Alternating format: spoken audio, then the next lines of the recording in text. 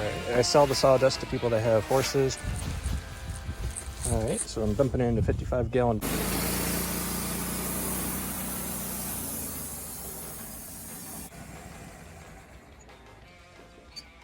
Alright guys, I want to show you a simple hack when it comes to Wood-Mizer, at least the Wood-Mizer LT15, sawdust and a garbage bag.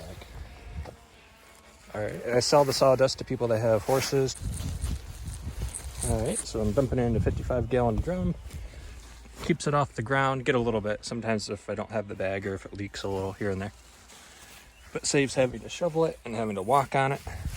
Hold on one second, get this attached.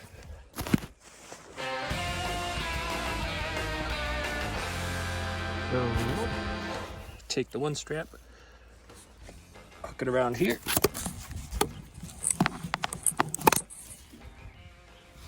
And there you have it. All your sawdust goes into a garbage bag.